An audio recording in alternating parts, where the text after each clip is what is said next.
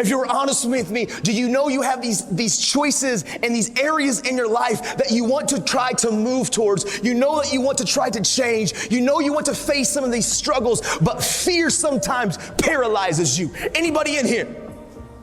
Yeah, man, I've learned in my journey that I have to skydive that thing.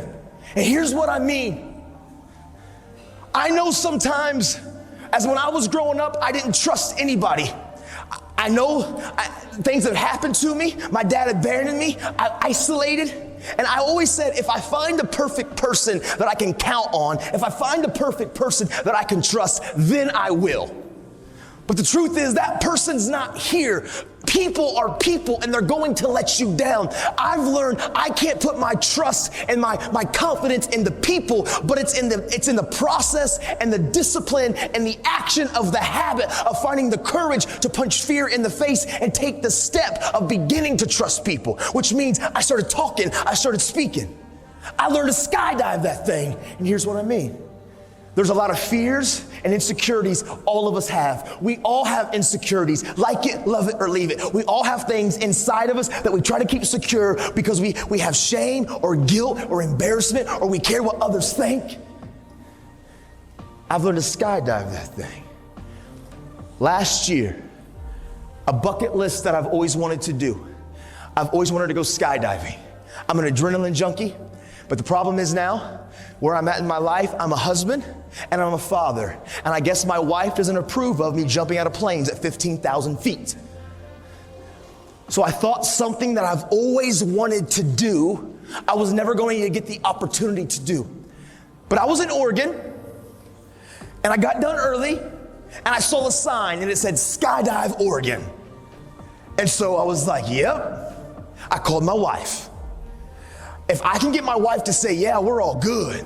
I called her and I'm like, hey, honey, I got done a little bit early. I've always wanted to. You know, it's something that I've desired to do. I think I'm going to go skydiving. Nah, I'm cool. I'm not going to. Yeah, maybe. Nah, I'm just kidding. I'm all right. I don't need to do that. It's not probably smart. And she says, I don't think she meant it at all, but she says, because I don't think she wanted to control me. She says, oh, no, honey, go for it. Do whatever you want to do. But yeah, if you don't want to do it, no big deal. That's cool too.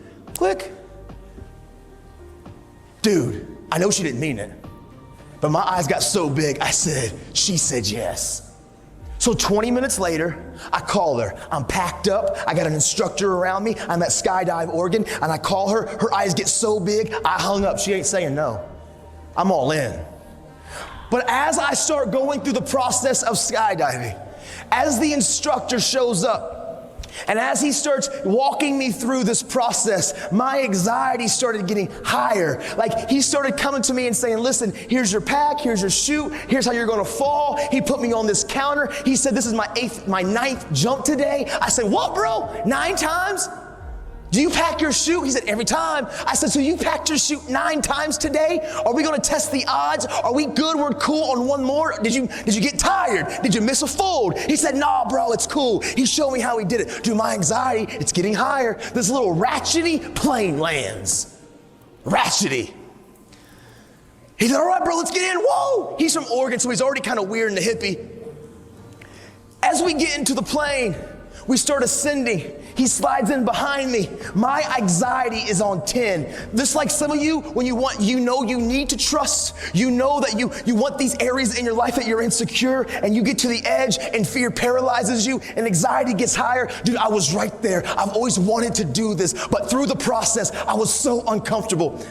As we get to 13,000 feet, he said, listen, bro, we got 6 connectors. 1, 2, 3, 4, 5, 6. I'm gonna connect this. I'm gonna hit all 6 3 times. Do this. Woo, you're gonna do it. You know, I know, we're secure. Skydive Oregon.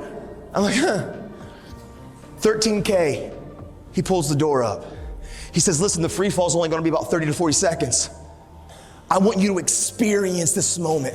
So we're gonna scoot to the door. We got 2,000 more feet of climbing. And as we scoot to the door, and as we begin to get to that place, I want you just to lean out of the plane. I'm holding on, and I'm like, no!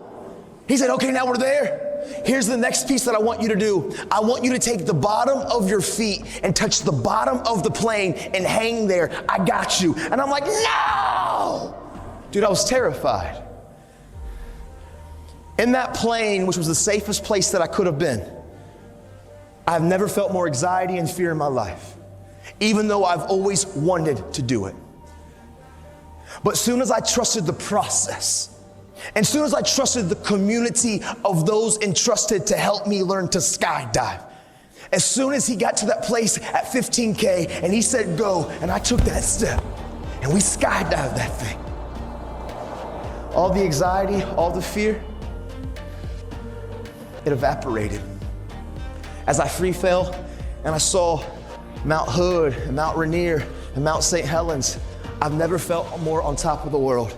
There's a lot of you in here that you struggle with trust. Fear has paralyzed you. You know there's areas in your life that you want to change, you need to change, but man, you get to the very precipice at that door and you run back because it is uncomfortable, and I need you to know change is uncomfortable. I've learned